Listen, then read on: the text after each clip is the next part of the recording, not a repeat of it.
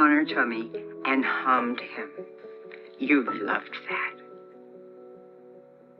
You would have loved this moment. You can call anytime.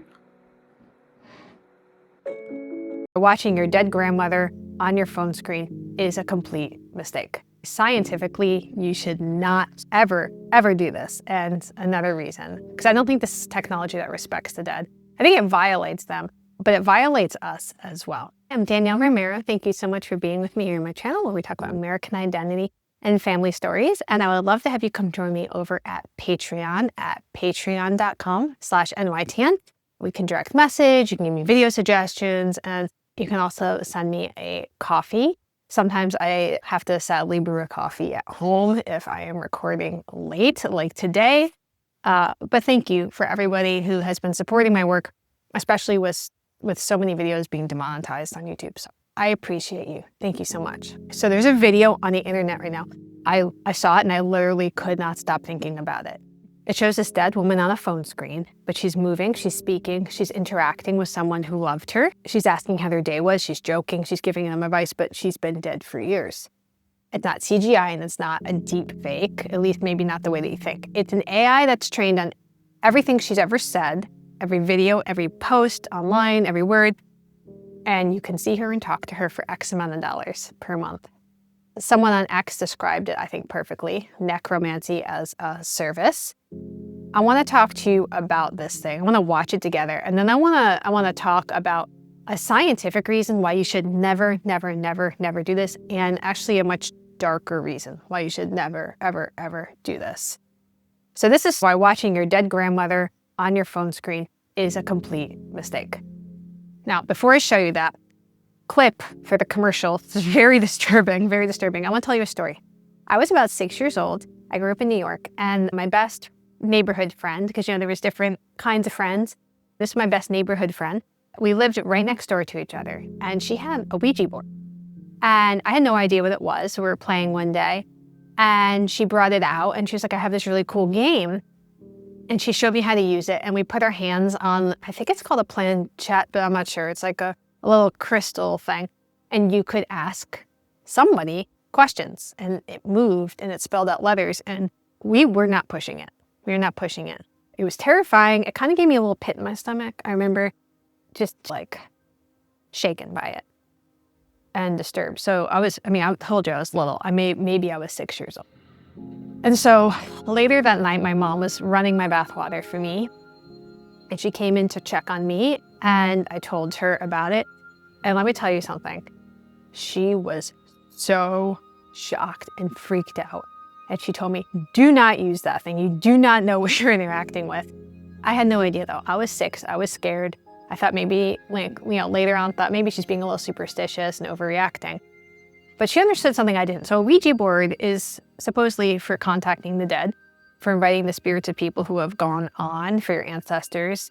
And my mom, who was a Christian, understood spiritual principles I didn't. And she knew that there was a danger there. But it may not be what you think. So let's jump over to this insane commercial. And then I hope you'll stick with me and tell me how you felt about it and chat with me and hear me out. Okay, so I don't use X a ton. I do have an account. I'd love to have you come over and chill with me. It's at I'm Finding Lola. But here's the commercial. And it says, what if the loved ones we've lost could be a part of our future? So I'm going to open it up. It's 1 minute and 46 seconds. I want to watch the entire thing with you without talking. And then we're going to go through it again. He's getting bigger. See? Oh, honey, that's wonderful. Kicking like crazy. He's listening.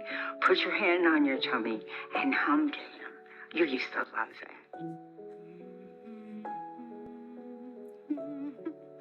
It feels like he's dancing in there. Oh, honey. Would you tell Charlie that bedtime story you always used to tell me? Once upon a time, there was a baby unicorn who didn't know he knew how to fly. This baby unicorn was like your mom because she didn't know that she knew how to fly, but she knew how to do all kinds of fabulous things. Hi, Grandma. Hey, Charlie. How was school today? It was really fun. I made this crazy shot in basketball. I don't really care that much about basketball. What about the crush? Stop. Grandma, stop talking. Just tell me one thing. Look who's gonna be a great grandmother. Oh, Charlie. Congratulations. She says that he's been kicking a lot, though. Like, a little too much. Tell her to put her hand on her tummy and hum to him. You loved that. You would have loved this moment. You can call anytime.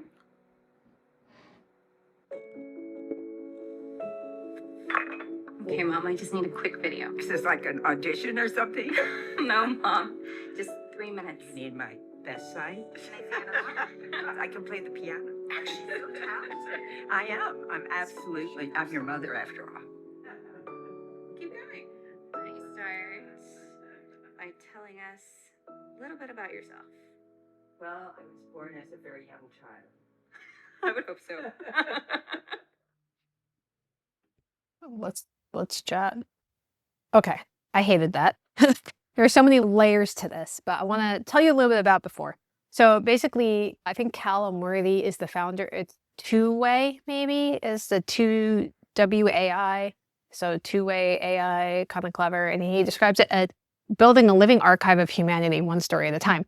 A living archive of dead people. And he says that the app is, quote, social network for avatars. So it's digital versions of people, dead people. And the company's marketing it as a way to like preserve memory, to keep people alive, to like people talk to their loved ones after they've gone. But what it actually is doing is creating this video simulation. So it's a synthetic avatar. And it's trained on video footage of the person. And you're going to feed the algorithm stuff. You're going to feed them the videos, photographs, voice recording, speech patterns and mannerisms. And it's supposed to generate these new videos in response to your question. Like, but it's not footage. Like, it looks like it's footage, but it's not. It's generated. And the horror is that it's supposed to get better over time. So the more you interact with it, the better it learns her mannerisms, maybe your dead mother or grandmother, the better it's mimicking her movements, the more convincing the simulation becomes, until you get to the point where like someone who's never interacted with this person in real life has a relationship on the phone. Here's the thing, you're not keeping your grandmother alive on your phone, but I want to talk about why scientifically you should not ever do this. And another reason, because I don't think this is technology that respects the dead. I think it violates them, but it violates us as well. So here's what psychologists understand about grief. You have to move through it. I'm speaking to as someone, I've lost people. I've lost my grandparents. I actually lost a baby in the 3rd trimester 8 years ago, a daughter. And so I have grieved, and I know what that process is like. And you have to experience the loss. You have to sit with the pain, and slowly over time you're adjusting to a world that is different than the world you either used to have or the one you expected to have. And it's not fast, and it's not easy, and it sucks, and you have to go through it. You have to do it.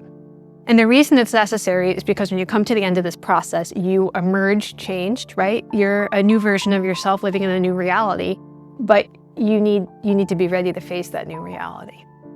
And so what if you don't have to do that, though? You could just keep talking to the person that's dead, right? We need to learn how to move on and accept that death is natural. And it's extremely unhealthy for us to have a relationship with the person after we know that they're deceased. And then to have like our children have a relationship with this person, but it's not really. And I think that's like one of the main dangers here. There's this loop of false connection, and we don't know what happens to people's brains if this happens. Like, this is all new. This is uncharted territory. You are not connecting with your dead mother. You're connecting with a chatbot trained on your dead mother's data. We're going to get to that. And it doesn't have the wisdom your mom had. It doesn't have the actual presence that your mom had. But I think it's close enough because we're used to FaceTiming. We have seen these people. Like, we've FaceTimed our friends, our brother, our sister, our cousin, our mom. We've seen them on the phone. And so I think it's going to get your brain confused. Your grief is going to get stuck. You're going to be stuck in some weird limbo. Your healing cannot move forward. You absolutely cannot. And you are staying in the room with the dead while the world is moving on around you. And companies are betting that you'll pay money to do that. And I think what is really gross about this is this technology isn't being sold as a gimmick. Like, this is to be like, it's going to help you. It's going to heal you. It's progress. I think what it really is one, a way to prevent people from processing loss and to keep them in a state of arrested grief and monetize it, right? Follow the money. And I don't like that. This is a false comfort. But comfort can be a trap. False comfort, especially. Imagine you have a chronic injury. It's a painful injury that has taken years and years and years to heal. But someone offers you a pill that will numb the pain. Doesn't heal it though, just gonna numb it. Your leg's still really broken. Let's say it's a really bad break. So you're not gonna feel it anymore. So you could take that pill every day for the rest of your life and never feel the pain in your leg, but the leg is not gonna heal. In fact, it may get worse because you're not giving it when it needs to heal. It actually could get infected and poison you and end up killing you. That's what I feel like this AI resurrection stuff is like. It is creating a false comfort. It's a numbing agent for our grief and a false sense of connection. You are texting at best. I'm gonna get to the second part here. At best in AI. But your brain is going to treat it like it's talking to your mother, releasing maybe oxytocin, like you feel so good that your mom, this bonding chemical. It feels like a connection. It feels like it's real. But it's not. This is neurological manipulation. And it's hijacking you biologically, financially, and spiritually. There's a financial cost, but that's not the real cost. While you're texting this dead person, the living people around you, your partner, your kids, your friends, your family, even your pets, they're waiting for you to come back and be present, to invest in them, the living, the land of the living, but you're not. You're having a conversation with a ghost. And I want to get to the more insidious part. The Bible actually has a story about this. It's a really good story. My kids will love this story. Not AI, but the principle, the danger of trying to connect with the dead. So it's in 1 Samuel 28. And it's a story about King Saul. And he goes to a medium. She's called the Witch of Endor, which sounds so much like a Lord of the Rings thing. Saul's desperate, though. He's about to lose a war. And God isn't answering him. You know, Saul, this is who King David ends up replacing. Saul has not been obedient to God. And so God's not responding to him. And now Saul's afraid. And in his desperation, he does something that was forbidden. He goes to find a medium, a woman who claims that she can contact the dead. And he wants to speak with Samuel, a dead prophet. And he needs advice. This is like pulling up this phone, Mom, give me advice. So the medium does it. She brings Samuel up from the dead. And she's actually shocked by it. I love that part of the story. She's shocked by it, that it works. But Samuel appears. God allows him to appear, and he's not happy about being disturbed. And Samuel said, why have you disturbed me by bringing me up? I'm in great distress. He said, why are you bothering me? Samuel is not relieved to see him. Samuel is not glad to help. Samuel is angry because this is like a violation of the natural order. So then Samuel delivers a message to Saul, and it's not comforting. It's not what Saul wanted to hear. Samuel says, quote, the Lord has done what he predicted through me. The Lord has torn the kingdom out of your hands and given it to one of your neighbors, to David, because you did not obey the Lord. So basically, like, you knew you weren't doing the right thing, and then you extra did a thing you weren't supposed to do. And the Bible says immediately Saul fell full length on the ground, filled with fear because of Samuel's words. His strength was gone, for he had eaten nothing all day and all night. Saul's not receiving comfort from contacting the dead. He's receiving a devastating blow. Because the dead are dead. They are not meant to be our counselors. Now, I love talking about being a good ancestor.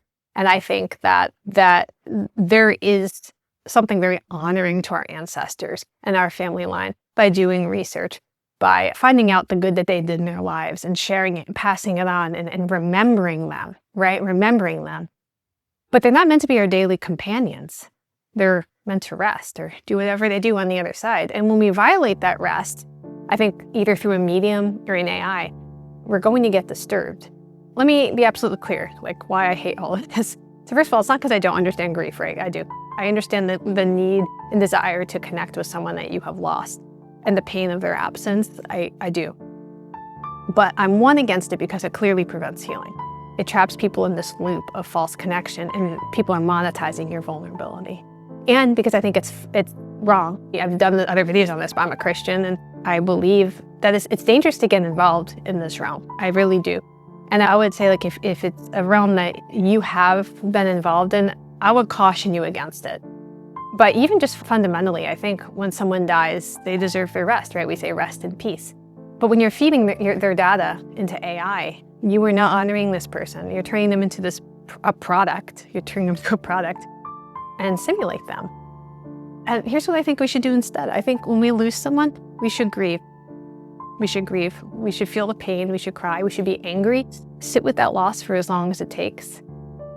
And and slowly integrate that person's memory into who you are now and tell their stories, live out their values, cook their food, and this is how you keep someone alive, not through this monstrosity AI situation. I would say becoming a better version of yourself because of them is the best way to honor them. That takes work though. It's a lot of vulnerability and it takes time. But at the end of the process, you will have healed. Now, healing doesn't mean you go back to what you were like before. I had a surgery in May, like a really pretty major surgery, and I have like a 14-inch scar now. And like, I'm healed from that surgery. Yesterday, I had my 6-month appointment. They were like, you look great. Like, you're cleared to do everything. But that scar's still there, and I'm gonna have that scar for the rest of my life. And that doesn't mean that the healing process doesn't leave scars on us. It does. But we have to be ready to go through that process and love the living people around us and transform that grief into meaning. Sit with your family who's alive right now. Call your mom right now, right? Send your aunt a card. Go for a walk with your sister or your friends. Invest in these people, why they are here, so you don't have regrets later on. And there was one quote that was so funny to me, and I'm gonna put it up here just to end on a lighter note. Grandma wants to tell you how much she loves you, but she can't. She's trapped. Only $19.99 to free Abuela from her eternal prison of death. Another girl said, please don't put Ouija boards in everyone's pockets. And I agree. Let me know what you think, and we'll talk soon.